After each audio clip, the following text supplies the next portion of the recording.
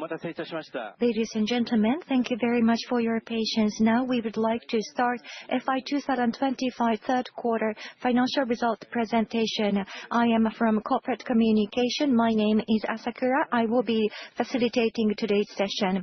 In this presentation, we are going to use Japanese and English.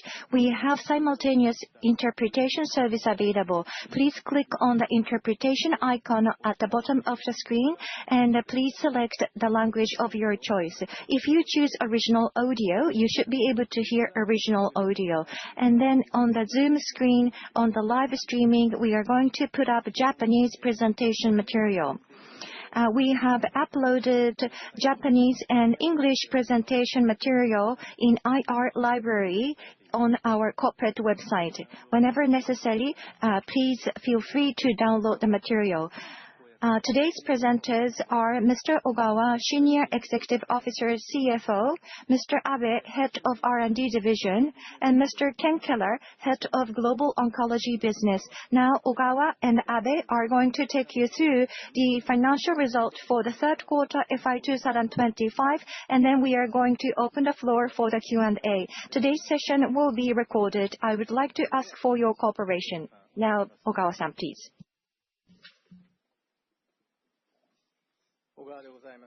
This is Ogawa. Thank you for participating in Daiichi Sankyo's earnings briefing today, despite your busy schedule. Now, I will explain the consolidated financial results for the third quarter of Fiscal Year 2025, announced at 15 o'clock today, based on the materials. Please look at the slide 3. The content I will discuss today is as follows. Fiscal Year 2025 third quarter consolidated financial results, business update, research and development update. The research and development update will be explained by Abe, Head of R&D Unit. We will take your questions at the end. Please look at slide 4. These are the highlights of the current earnings. Our flagship products, the anti-cancer agents, Enhertu and Datroway, continued to grow steadily, and revenue increased significantly.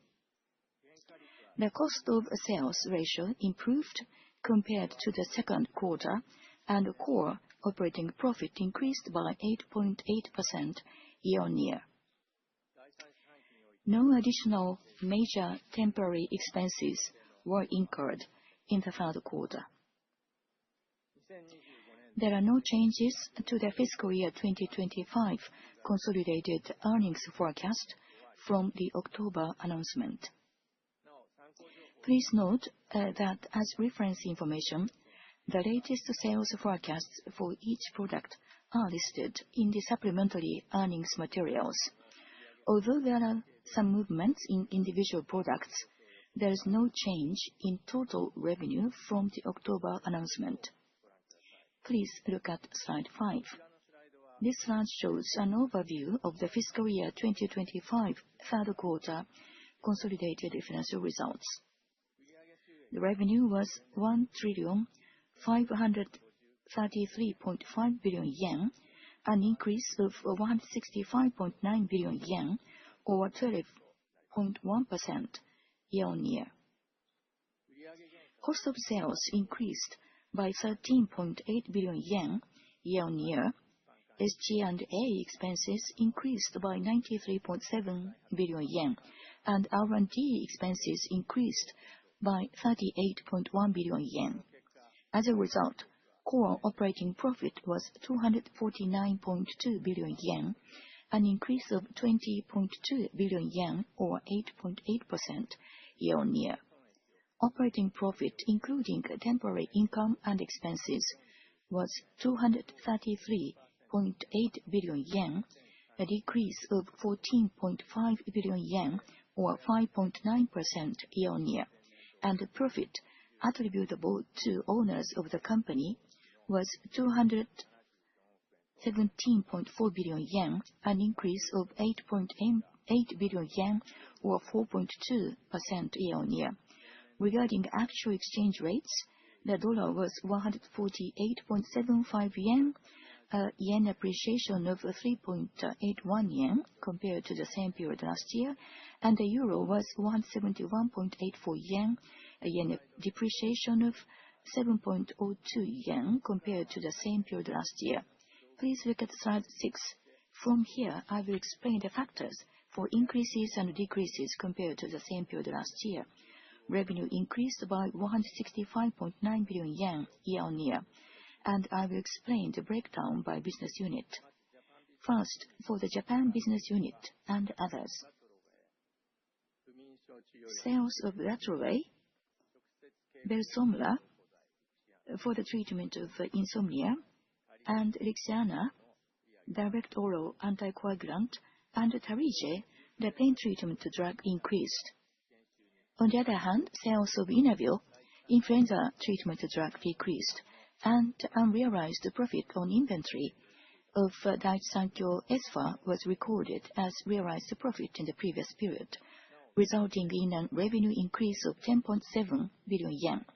The actual increase or decrease in the vaccine business, which is affected by seasonal demand after provision for returns, was an increase of 300 million yen. Next, I will explain the overseas business units. Here, the foreign exchange impact is excluded. Oncology business increased by 113.3 billion yen due to growth in sales of Enhertu and contribution of Datroway to sales. American region decreased by 24.3 billion yen due to the impact of a generic entry for the iron deficiency anemia treatment Vinafa and the impact of a price competition for Injectafer. EU specialty business increased by 13.6 billion yen due to growth in sales of Nilemdo Nustendi for the treatment of hypercholesterolemia. ASCA business, responsible for Asia and Latin America, increased by 35 billion yen as Enhertu grew mainly in China and Brazil. Contract upfront payments and development sales milestones related to partnerships with AstraZeneca and US Merck in the third quarter resulted in an increase of 20.9 billion yen.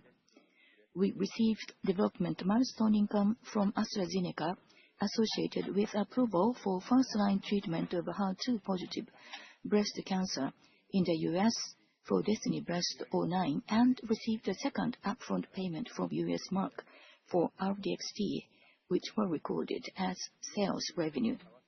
The foreign exchange impact on revenue decrease was 3.3 billion yen overall.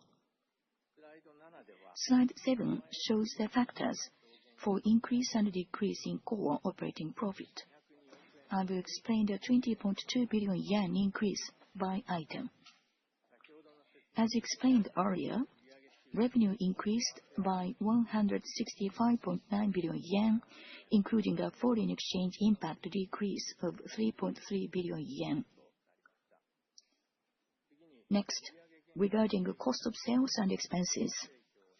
Excluding a foreign exchange impact, cost of sales increased by 12.4 billion yen due to increased revenue and the recording of inventory valuation losses for Enhertu and others in the second quarter.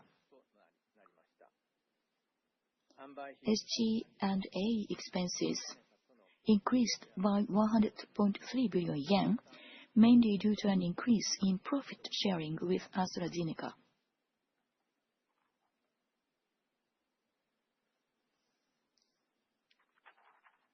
R&D expenses increased by 42.6 billion yen due to increased R&D investment associated with development progress of 5DXd ADCs. The expense decrease due to foreign exchange impact was 9.7 billion yen in total, and the actual increase in core operating profit, excluding the forex impact, was 13.8 billion yen. Next, on slide 8, I will explain the profit attributable to owners of the company.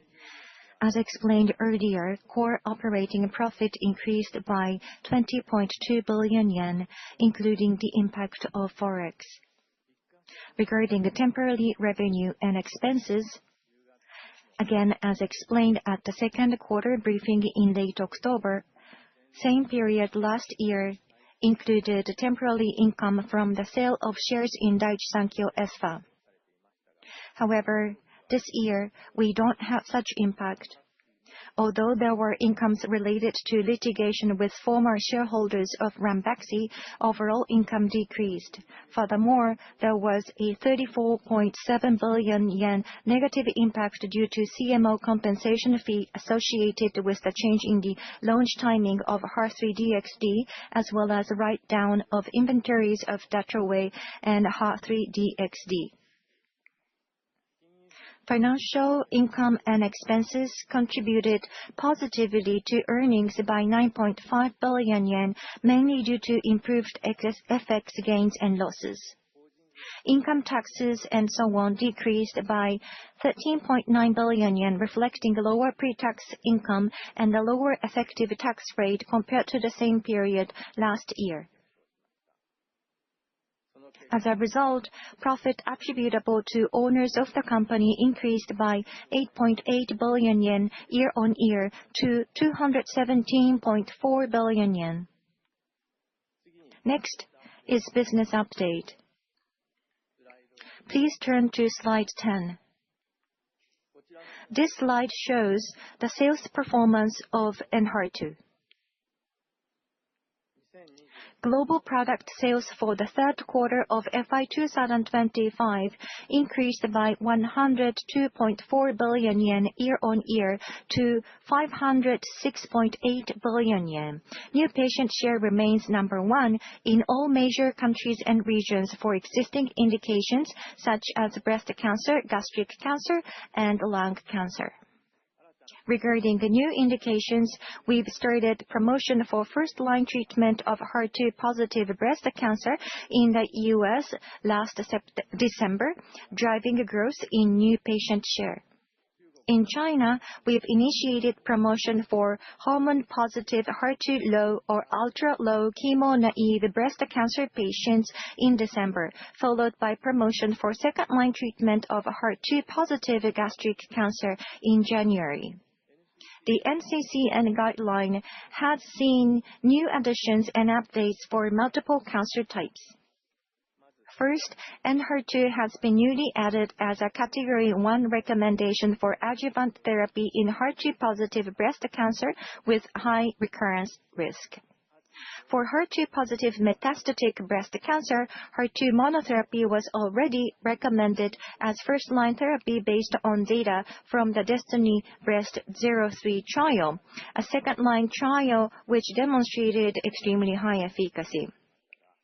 Additionally, based on data from the DESTINY-Breast09 trial, combination therapy with pertuzumab has been newly added with a Category 2A recommendation. For HER2-positive uterine cancer, in addition to existing recommendations for endometrial cancer, ENHERTU has been newly listed with a Category 2A recommendation for endometrial carcinosarcoma. For HER2-positive esophageal and gastric cancers, the recommendation level has been elevated from Category 2A to Category 1. ENHERTU is already listed in the NCCN guidelines for numerous cancer types and is recommended for use. We'll continue to generate data to pursue further new listings and category updates. Next, I will explain the sales status of Datroway. Please refer to slide 11. Global product sales for the third quarter fiscal 2025 reached 31.6 billion yen, representing 83.8% of the October forecast. In addition to steady market penetration for the breast cancer indication in Japan and in the US, the lung cancer indication rapidly gained market traction in the US, significantly increasing the number of new patients. Globally, prescriptions were issued to over 3,000 cumulative patients, approximately 1.5 times more than the end of the previous quarter. Sales growth significantly exceeded expectations in both the US and Japan, with lung cancer indication particularly driving sales in the US. Given these circumstances, we've updated our full-year forecast to 47 billion yen, up by 9.2 billion yen from the October forecast. For both breast cancer and lung cancer, prescriptions have expanded beyond the projections. This is primarily due to much higher than expected unmet needs, especially in the third line and later, leading to prescriptions for more patients than expected. Additionally, awareness among healthcare professionals regarding AE management, such as stomatitis and dry eye, an area where we have focused on since the launch, has increased and experience is being accumulated. Furthermore, DATROWAY has seen new additions and updates in the NCCN guidelines. For triple-negative breast cancer, it's been newly added as a Category 2A recommendation for first-line treatment. For EGFR mutated NSCLC, recommended EGFR mutation coverage has been expanded from the existing Category 2A listing, widening the opportunity for DATROWAY to make further contribution. We'll continue to pursue further market penetration in existing sales regions and expand into new countries and regions while advancing efforts to obtain new indications. We are committed to delivering ENHERTU and DATROWAY to as many patients as possible who need these medications. Slide 12 shows an update on a Seagen US patent dispute related to our ADC. Last December, the U.S. Court of Appeals for the Federal Circuit issued a ruling reversing the district court's decision that ordered us to pay damages and royalties to Seagen, finding that Seagen's U.S. patent was invalid. The court issued a ruling affirming the U.S. Patent and Trademark Office's decision that Seagen's U.S. patent is invalid, dismissing Seagen's appeal. We highly value this ruling by the court. Slide 13 is information about the briefing session. On April 8th, Japan time, we will hold the 6th five-year business plan briefing. Once details are finalized, we will inform you. From here, this is the R&D update. I will hand it over to Abe, Head of R&D.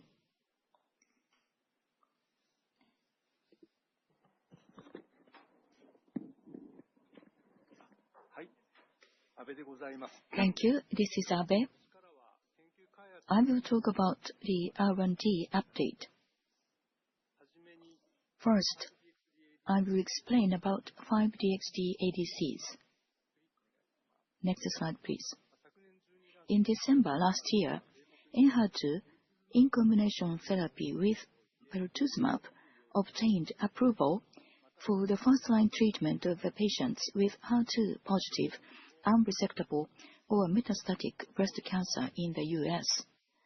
As you know, this indication, based on the DB09 study, was approved under Breakthrough Therapy Designation, Priority Review, and Real-Time Oncology Review Program. Regulatory filings have also been accepted in Japan, China, and Europe, and through Project Orbis, multiple regulatory authorities are proceeding with reviews. Next, please. I will talk about the final analysis results of the DESTINY-Breast03 study presented at the San Antonio Breast Cancer Symposium in December last year. This is a phase 3 study that compared and verified the efficacy and safety of ENHERTU and TDM1 for second-line treatment of HER2-positive breast cancer. As you can see in ENHERTU group, the median OS was 56.4 months, and the estimated 5-year survival rate was 48.1%, showing long-term significant efficacy compared to the TDM1 group's median OS of 42.7 months and estimated 5-year survival rate of 36.9%. In addition, no new safety findings were observed through long-term follow-up, and the incidence rate of IFT adjudicated to be drug-related in the ENHERTU group was 17.5%, with no grade 4 or 5 ILD observed. This indication has already been approved and launched in many countries and regions, including Japan, the US, and Europe. But these results reconfirmed ENHERTU's consistent, sustained efficacy and long-term safety, and substantiated its contribution to improving survival. Next, please. This slide summarizes updates toward expanding indications for ENHERTU. ENHERTU is making steady progress in expanding indications in various countries and regions centered around breast cancer. And in December last year, based on the results of the DB05 for post-neoadjuvant therapy for HER2-positive breast cancer with high recurrence risk, it received breakthrough therapy designation in the US. Also in December, based on the results of the DB06, approval was obtained in China for the indication of chemotherapy-naive hormone receptor positive and HER2-low or HER2-ultra-low breast cancer. And this month, based on the results of DG04, approval was obtained in China for the indication of second and later line treatments for HER2-positive gastric cancer. Previously in China, third-line treatment for HER2-positive gastric cancer had conditional approval, but with this approval, full approval has been obtained for second and later-line treatment. Next, please. This slide shows the progress of each ENHERTU study. Aiming to contribute to more HER2-expressing cancers, we started DESTINY-Lung06 in October last year, targeting a first-line treatment of HER2 overexpressing non-squamous NSCLC. And in December last year, we started the randomized phase of DESTINY-Ovarian01, targeting first-line maintenance therapy for HER2-expressing ovarian cancer, and DESTINY-Endometrial02, evaluating adjuvant therapy for HER2-expressing endometrial cancer. Next slide, please. From here, this is the progress of DATROWAY. Data from the TROPION-Breast02 trial targeting TNBC not eligible for PD-1, PD-L1 inhibitor treatment was presented at ESMO in October last year. Based on this data, filings for approval were submitted in Europe and China and were accepted in December last year. Procedures toward filing are also progressing in other countries and regions. For TNBC, as shown in the table on the left, in addition to the TB02, 3 phase 3 studies are ongoing in early stage and recurrent metastatic stage. Next, please. This slide introduces new phase 3 trial. The TROPION-Lung17 trial compares DATROWAY monotherapy with docetaxel in patients with non-squamous NSCLC in second-line or later setting. Building on insights from prior studies such as TROPION-Lung01, we target at patients with TROP2 MMR biomarker positive. This trial aims to expand the treatment opportunity for DATROWAY monotherapy in NSCLC. Next slide. This slide introduces the latest status of the ongoing DATROWAY trials. The first is the TROPION-Lung07 trial, which targets first-line treatment for non-squamous NSCLC with PD-L1 expression below 50%. This trial had not previously applied the TROP2 NMR biomarker, but following a protocol amendment, PFS and OS in the TROP2 NMR positive population were newly added as primary endpoint. The second is the TROPION-Lung12 study. This is an adjuvant therapy trial for stage 1 NSCLC with ctDNA positive or high-risk pathological features evaluating combination therapy with rilvegostomig. Regarding this trial, due to complexity of study operation, we've decided to discontinue patient recruitment. No new safety concerns were identified, and there is no impact on other DATROWAY trials. Next slide, please. From here onward, I would like to talk about the progress of next wave. For EZARMIA, we are preparing a phase 1 trial combining darolutamide with EZARMIA for metastatic CPRC. Regarding DS-9606, a modified PBD ADC targeting Claudin-6, we've decided to discontinue its in-house development following a strategic portfolio review. Meanwhile, DS-3610, a STING agonist ADC introduced at last year's Science and Technology Day, commenced its first in-human trial in November last year.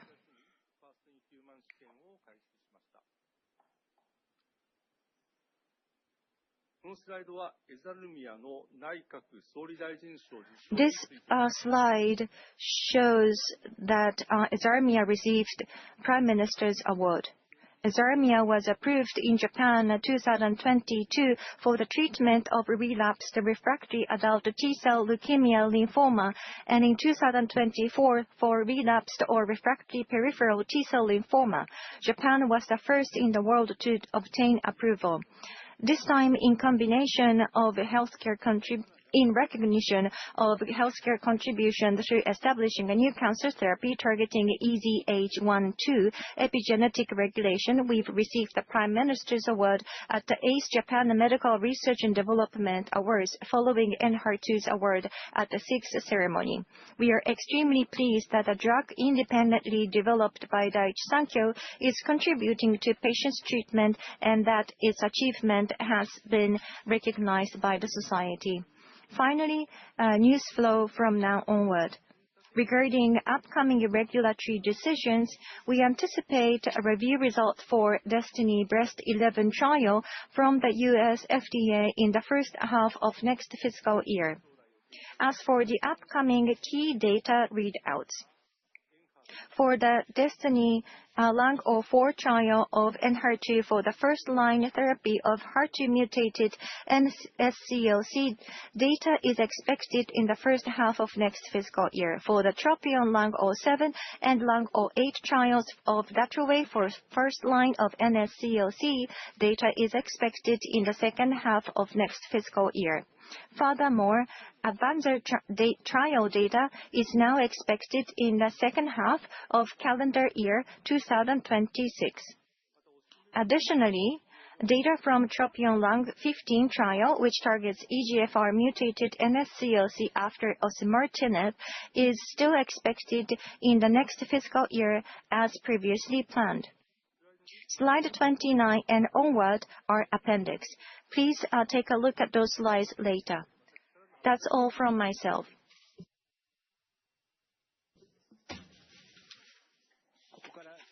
Thank you. We would like to now start a Q&A session. You may ask a question either in Japanese or English. And if you have questions more than one, please ask one question at a time. And please be cooperative to limit the maximum number of questions per person to 2. If you have any questions, please press the raise a hand button. on the screen. The first question is from Yamaguchi-san, Citigroup, please. Can you hear me? Thank you. 一つ目の質問は安倍さんの質問になるかと思いますが、9606の開発が戦略上 We are not hearing the sound. 理由から中止になっておりますけれど、これは今後のPBD New ADC フランチャイズをこう拡大する上で、なんかこう障害となるのかどうか含めて、理由についてちょっとお伺いさせていただけましょうか。So the sound is back now to the translation line. Sorry, we missed the question from Yamaguchi-san. Though regarding 9606, we stated that our in-house development will be discontinued. As we proceeded in our development, we had the result, and regarding MPBD itself, its utility was confirmed. And then how should we do moving forward? We may have an option taking partnership with other companies who may be interested in out-licensing of this asset, but in-house development will be discontinued. Therefore, regarding MPBD technology, its usefulness has been confirmed. Therefore, the subsequent researches are ongoing. Therefore, changing the targets, the clinical programs will continue. That is our policy. Thank you. Thank you. So I'm sorry, but including the competition for clouding, regarding 9606, given the strategic value, you decided not to do it on your own. Is that right? In germ cell tumor, we had a positive result. So there is a room of making more development in that area. But given the portfolio perspective, we decided not to continue the in-house development in this field. I see. Thank you. Another question is Enhertu marketing. First line. Starting from December, promotion started, and I'm not sure if it's already appearing quantitatively in the numbers, but what is your feeling in the market? DB09 marketing promotional activities, how effective and the activities are producing the results? Thank you for your question. Regarding DB09 current status, Ken Keller is going to give you a comment, please. Yes, thank you very much for the question. So DESTINY-Breast09, which is the first line HER2 positive metastatic breast cancer indication, it's been launched in the U.S. The team is now educating our oncology customers in the U.S. The data, as you know, is really outstanding. It's being received very, very well. I would expect the adoption to be very, very quick. At this point, the oncology community knows Enhertu very well. They're comfortable with it. And with this data, I think they will embrace it very quickly. Do you have some sense of penetration rate as of today, or it's too early to say? It is too early to say what it is. We just launched it really just a little while ago. And so we'll be able to provide you with more information in about a quarter from now. はい、ありがとうございます。以上です。Thank you very much. That's all. Next question is from Daiwa Securities. Hashiguchi-san, please. Yes, this is Hashiguchi speaking. My first question is related to Enhertu Japan, your sales situation. So this time you have made a downward revision of your forecast slightly compared to the original, forecast. What is going differently? What is the background for you to take your forecast downward? Can you explain about the reason and the background for that? Yes, I would like to make one comment. first, and then I would like to ask Ken Keller to make some additional comments. In Europe, we are seeing some adjustment when we look at the quarter-on-quarter situation in Europe. There has been a change to the ERP system.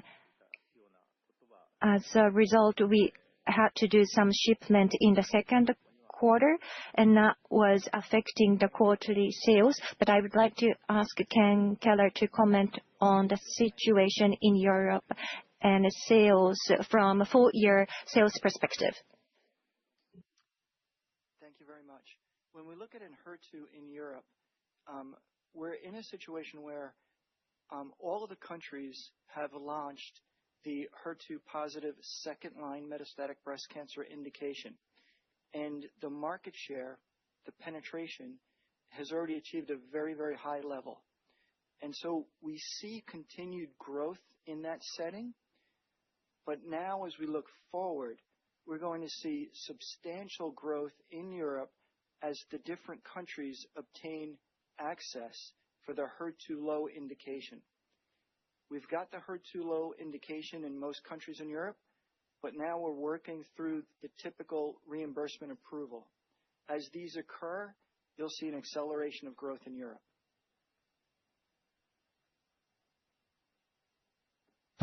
Thank you so much. For Japan, what's the situation in Japan? Yes, let me respond to that question regarding Japan.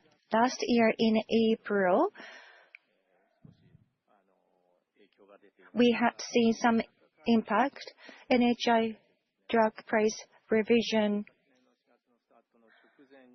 just before the start timing in April, we had seen some last-minute demand, and that impact still lingered. Overall, Enhertu future growth trajectory in Japan remains unchanged. Okay, thank you very much. Next, DATROWAY NSCLC phase 3 trial progress. That's what I would like to understand. AVANZAR study was changed from the first half to the second half in terms of the timing. And for TL07, your disclosure was always saying that FY2026, but AstraZeneca is saying first half of the calendar year. And in your fiscal year latter half, you've made a timing change to the latter half of your fiscal year. And what is the reason behind this timing change? Thank you very much, Mr. Hashiguchi.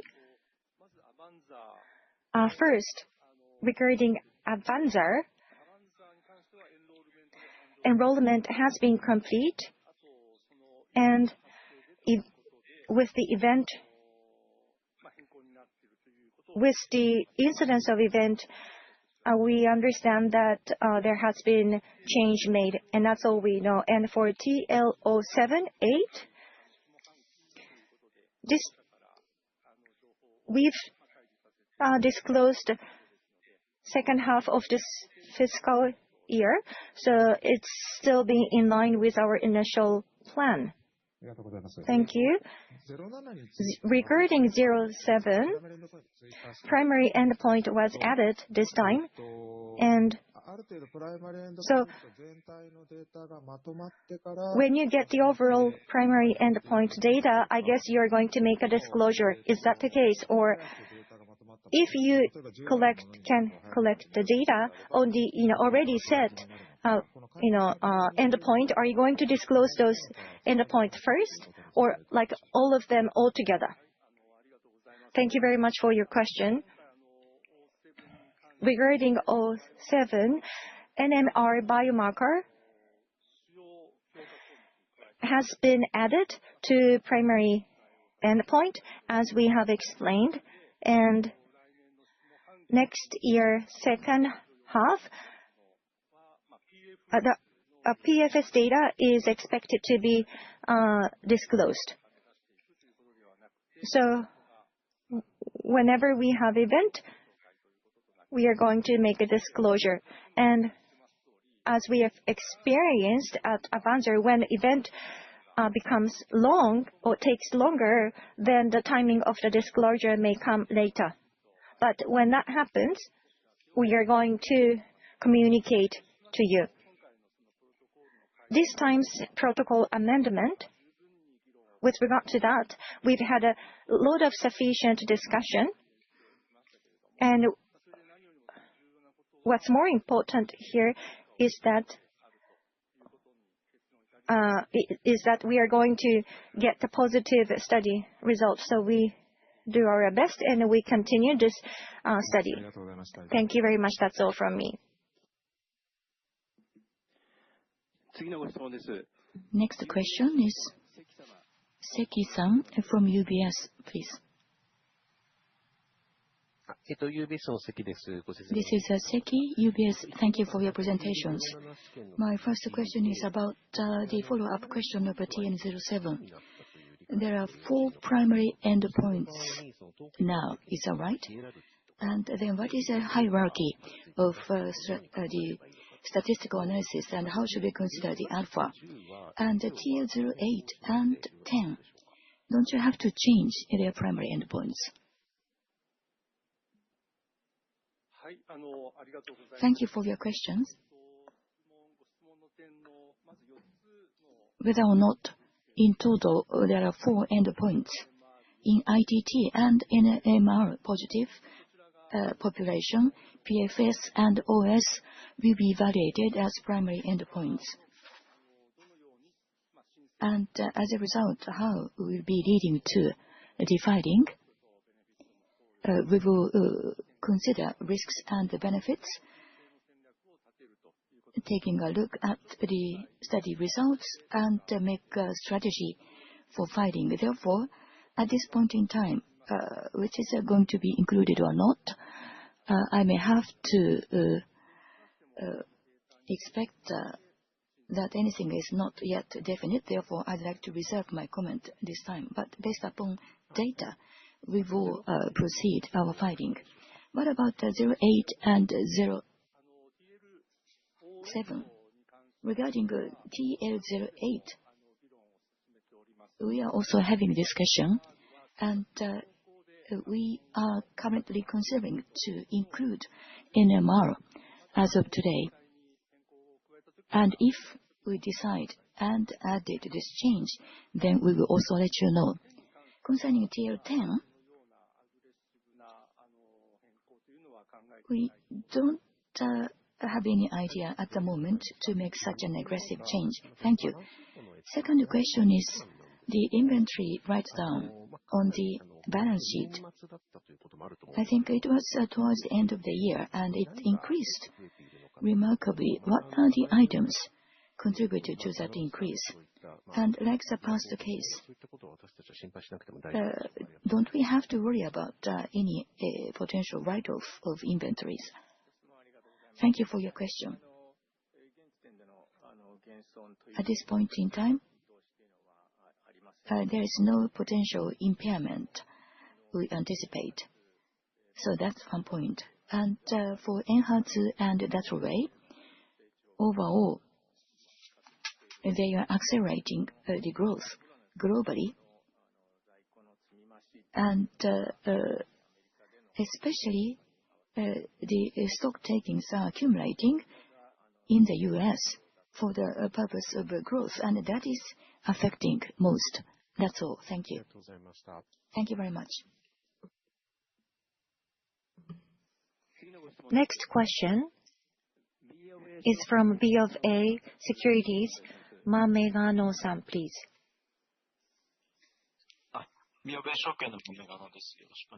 Hello, I am Mamegano from BofA Securities. I would like to make one clarification on IDX.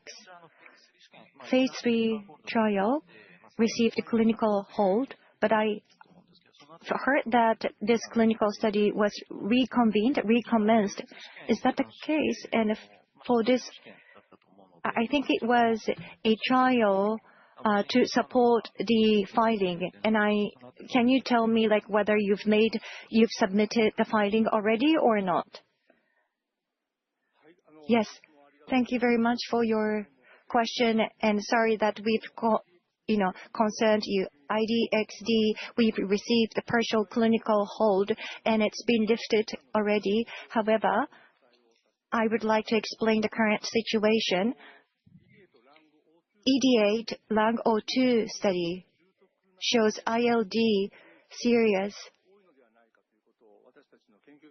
May have ILD serious cases, and our R&D team came to realize that, and we stopped the patient recruitment, and we made a report to the FDA, and then FDA has issued partial clinical hold, and that's been already disclosed. That's been already lifted. But in the meantime, ourselves and Merck decided to have a more strict risk management for ILD. So ILD high-risk patients are now excluded from the trial, and we have more strict inclusion criteria. Independent data monitoring data is looking at the safety and efficacy data more frequently, and on top of that, participating investigators and clinical site staff are receiving additional education and updated training, amendment of protocol, ILD symptoms, and ILD management are now more thoroughly implemented. With those, partial clinical hold has been lifted. And for ED801 study submission, what is the impact on the filing? There is no impact on such filing. So we are having a discussion with the regulatory authorities in different countries and the regions, and we stick to the original timeline. That's all. Thank you. One more question. You're going to announce MTP, midterm business plan, in April. And with regard to Datroway, I'm sure this is a growth driver for you. But now you have a AVANZAR trial, and in the second half, you're going to have a top-line result. And in midterm business plan, Datroway's assumption, how should we expect Datroway's assumption to be laid out in the MTP? Thank you very much for your question. Well, we would like to make a detailed presentation on MTP when we make announcement, so I can't make detailed comment at this point of time, but Datroway study result, such as AVANZAR study result and the others, will make a big difference in coming 5 years business. So when we make announcement of MTP, we will explain about the assumptions and the scenario on which MTP is being formulated. We would like to offer you as much explanation as possible. Yes, thank you very much.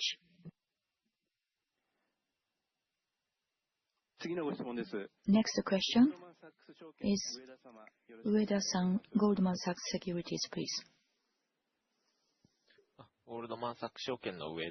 This is Ueda, Goldman Sachs. Thank you. I have a question about clinical trials of Datroway.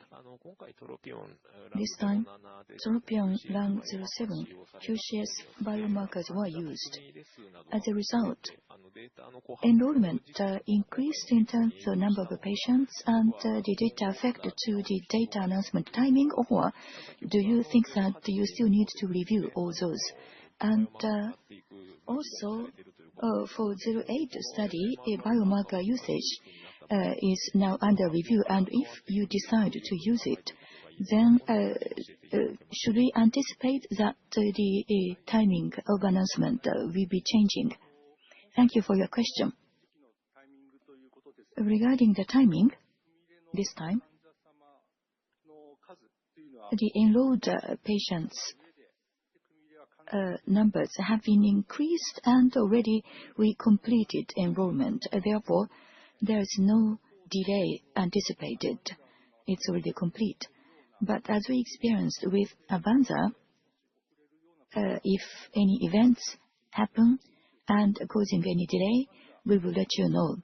So for the enrollment of the patients, compared to the original plan, we added on NMR, and we have already completed the enrollment. Did I answer to your question? Yes, thank you. And it's the same situation for 08? Regarding 08, as of today, I'm sorry, I cannot comment in details, but a similar strategy is taken to move forward. I understood. Thank you. My second question is about ENHERTU indication expansion impact. First, in the first-line treatment, as you expand indication more, I think the sales will be accelerated. And already in the US, DB09 positive results have been disclosed, and as a result, do you see already some positive impact in the clinical practice, or can we expect more acceleration of the sales expansion? And DB05 and 11, those approvals are also expected. And the number of patients seems to be big, but given the number of cycles of treatment, I may consider 09 contribution may be big, or if the target population expands, and if the clinical practices are conducted more efficiently, then there will be also a major contribution expected from 11's result. Which way do you consider? For this question, Ken Keller will answer to your question. So if I heard the question correctly, we're already seeing some spontaneous use in DESTINY-Breast09 from almost the moment when that data became public. So we are seeing people adopting it and using it already, even though commercially we've launched this just a little while ago. As we project out to the early stage breast cancer settings of DESTINY-Breast 11 and 05, in these early settings, the goal is cure. And both of these studies provide standard of care changing new data. And I expect them, and everything we're hearing from the community, is that it will be embraced very, very quickly. Did that answer your question? Yes, understood. Thank you very much. That's all from me. Thank you very much. Next question is from JP Morgan Securities. Mr. Wakao, please.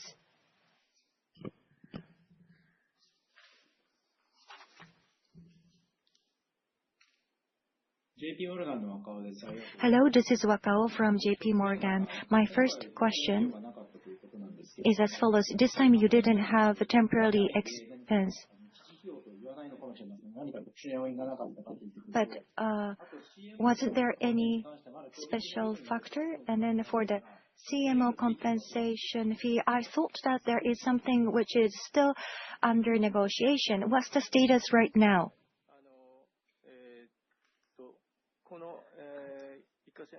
Temporary expense that we disclose, and on top of that, is there anything else? The answer is no. And going forward, well, with regard to the CMO compensation fee, if we scrutinize the situation and when something comes up, we are going to disclose. But at this point of time, we haven't identified any outstanding or remaining compensation fee that we need to pay to CMO. When are we going to see the conclusion of this?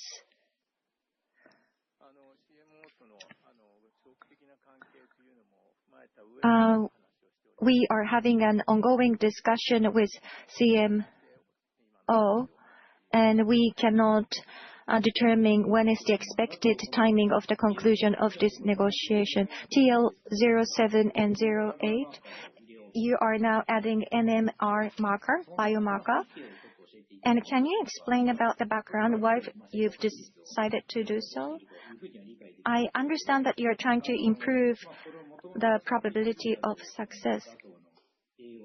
But if you are confident in the result of that way, I don't think it was necessary. But what's the reason behind? Thank you very much for your question. We've had a lot of internal discussion on that. And at one point of time, we thought that, this biomarker is not necessary. But pembrolizumab and Dato-DXd, as we have experienced in breast cancer, these two are a good match. And for lung cancer, in lung cancer, patients are hetero, as based on our experience. So NMR biomarker in lung cancer is very critical. That's one of the reasons. And although you haven't asked this, but TL17 NMR biomarker study is going to take place. So in the area of lung cancer, with the existence of biomarker, we can offer better benefit to the patients. And in 07, 08, by using biomarker, we can enhance the probability of success. That's why we've decided to add biomarker in the protocol. That's all from me. Thank you. So I understand that you've discussed with FDA on this. And for NMR positive population, if you meet endpoint, I would understand that you can successfully make submission, and of course, depending on the data, but I think you can get approval from FDA. Yes, we've consulted with FDA before we amended protocol. And it all depends on how good our clinical trial result is. Thank you very much. MTP is to be announced in April. The other day, in the JP Morgan Healthcare Conference, CEO mentioned regarding the profit outlook into 5 years. So in 5 years from now, you have a sales milestone for Enhertu, and you have cliff with Lixiana. So the profit somewhat may decline. However, if things go well, you can make some growth. And I think that's the outline of the message of you. But can you explain about that once again? Well, with regard to the next MTP to be announced in April, I am very sorry, but we cannot offer you any detailed comment because we are having an ongoing discussion to formulate MTP. Lixiana, LOE, injectables being impacted by generic. You understand those things quite well. Those would be the downside factor, negative factors. So with 5 ADC growth, we are hoping to catch up or compensate those, decline as much as possible. And that's all I can tell you for now.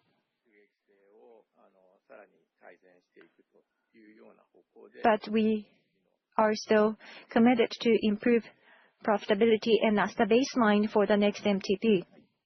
Understood. Thank you very much.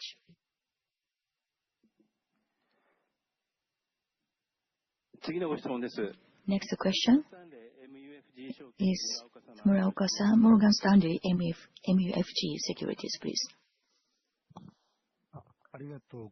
Thank you. I'm Muraoka from Morgan Stanley.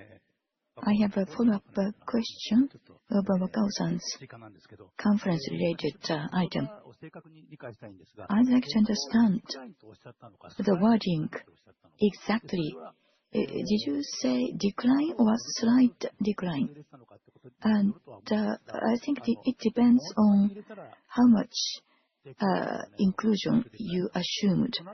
And if you included that conservatively, is it a decline or slight decline? Could you share that part once again with us? Thank you.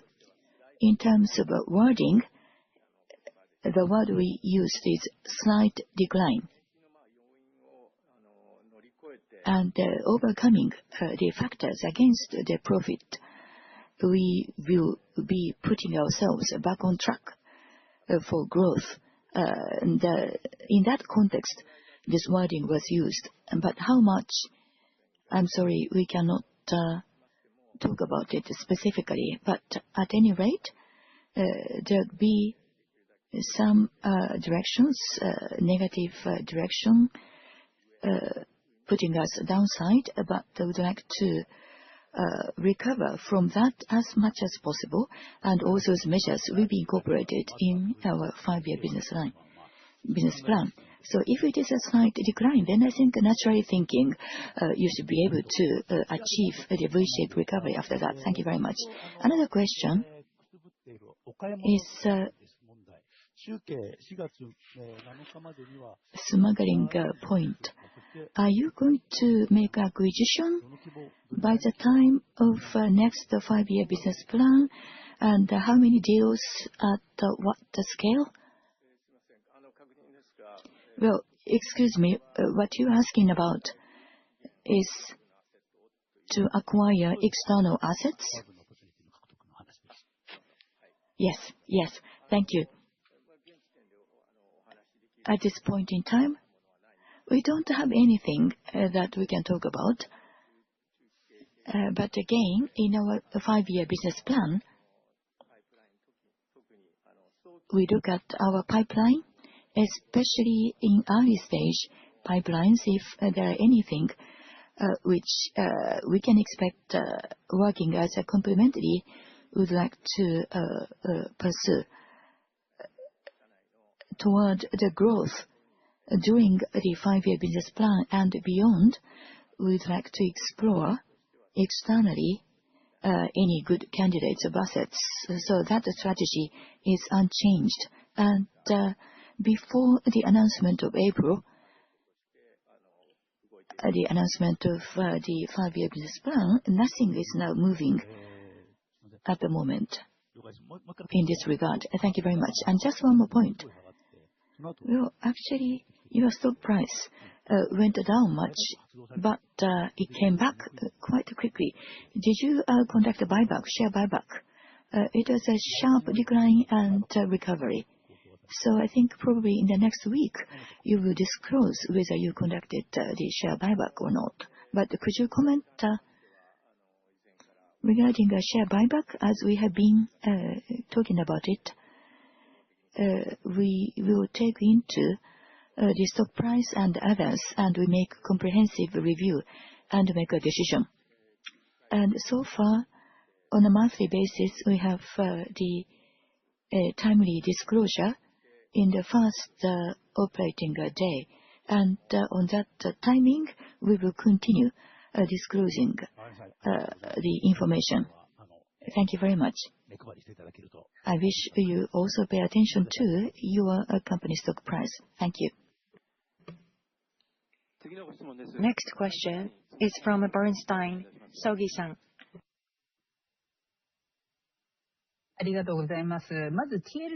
Thank you very much. Regarding TL07 and 08, I have question. NMR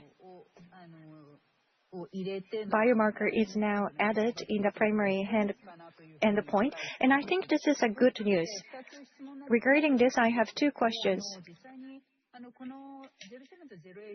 Regarding 0708, it was a combination with Keytruda, and you use NMR to, and then this will increase the probability of success.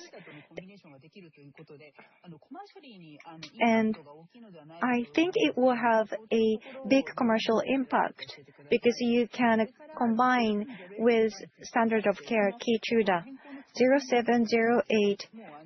For those two studies, I think you are done with the patient recruitment, and within 12 months, the result will be presented.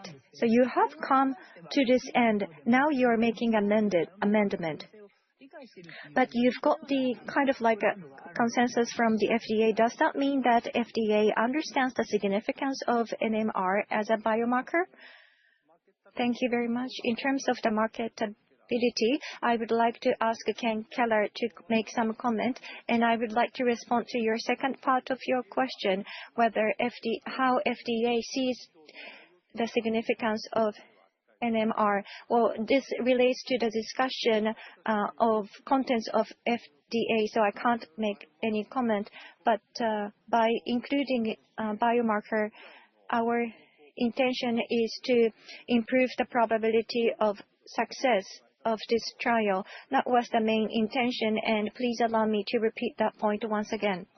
And depending on the study result, we will consult with FDA and figure out how we want to do with the finding.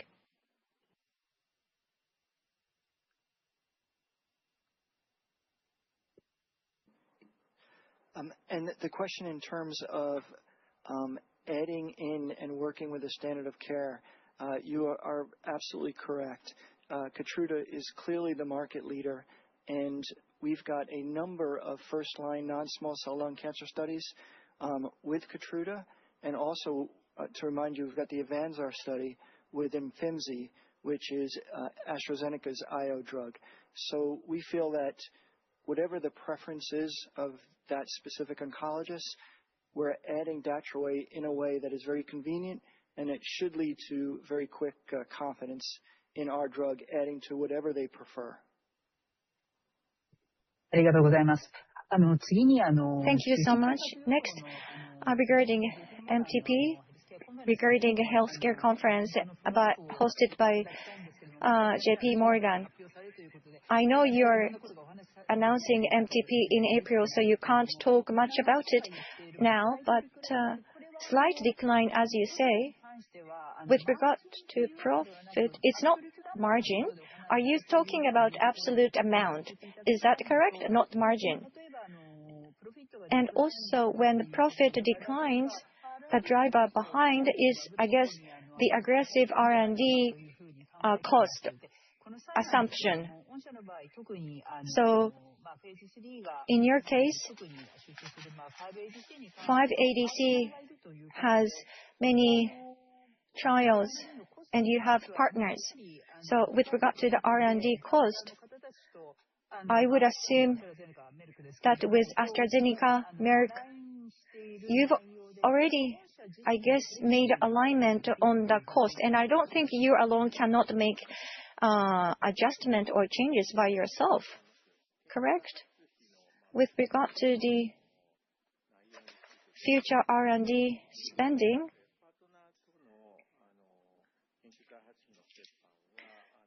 splitting R&D cost between us and the partner has been determined, so we stick to that. Which study is to be led by who? This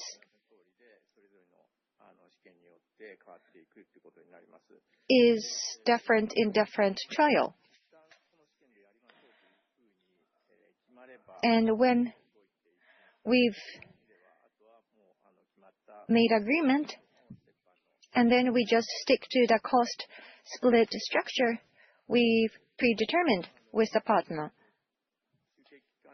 During the MTP period, how are we going to control R&D cost? I think that's what you wanted to understand. So to that end,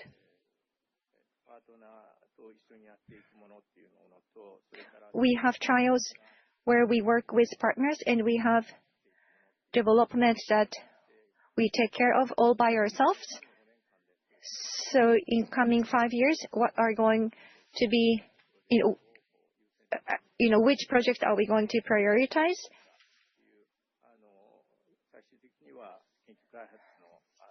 That project prioritization and the resource allocation needs to be well managed. Okay. I have a follow-up question. In next 3 years, not 5 years, am I correct to understand that you've already had a lot of discussion with your partners as to what kind of trials are going to take place for what product? Yes, depending on the product, we are in a different stage. And for each product, we have formulated joint team. So rest assured, we have sufficient discussion going on between us and our partner through the joint team.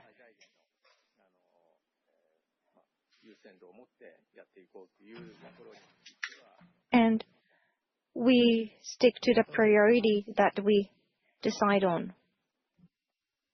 The last question is from Tony Ren-san from Macquarie. Please go ahead.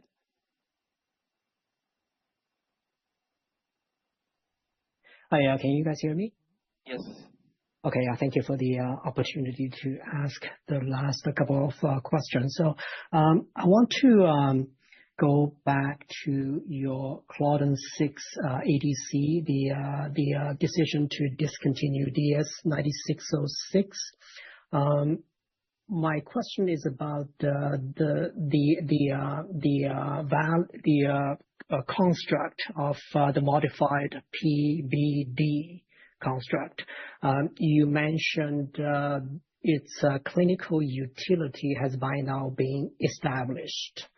Can I confirm that the decision, because I also noticed your peer company, Chugai, also discontinued a Claudin-6 T-cell engager in October. Can I confirm that it might be an issue with the target of Claudin-6?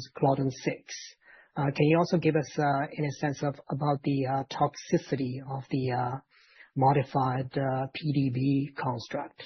So that's my first question. Thank you.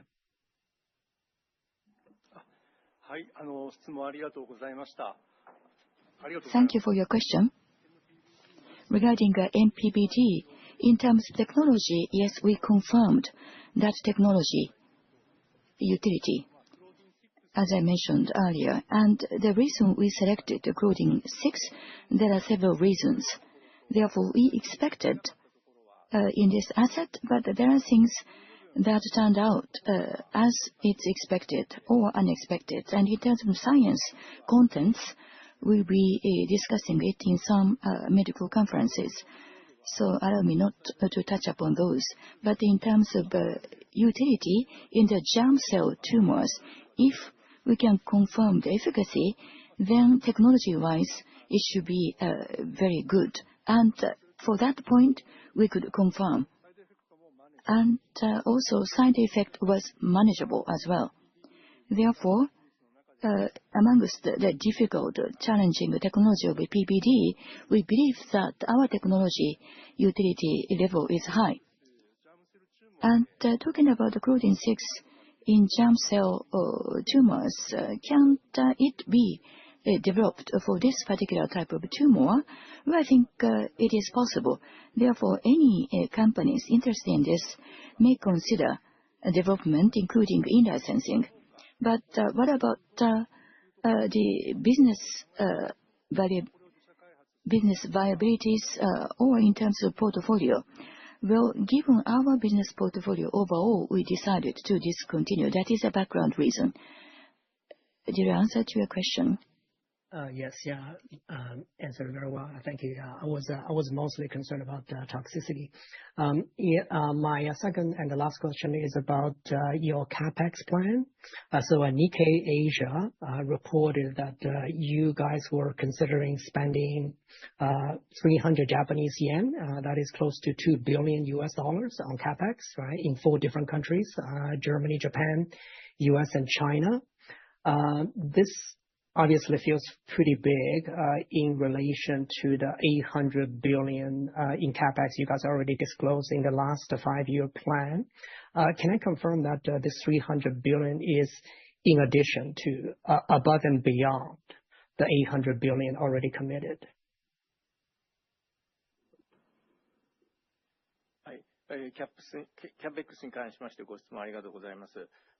Thank you for your question about our CapEx. Well, it is not a new additional investment. So what we announced is, as we have been explaining so far, within the range that we have been already talking about, this spending will be incurred. Therefore, there is nothing new, nothing additional to the CapEx that we have already announced. Okay, so it is part of the 800 billion already announced.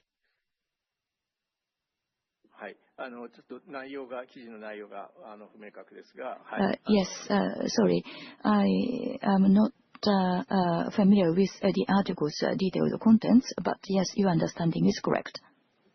Okay, very good. Yeah, thank you very much.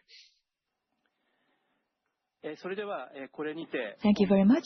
So with that, we'd like to conclude today's earnings call. Thank you for your participation today.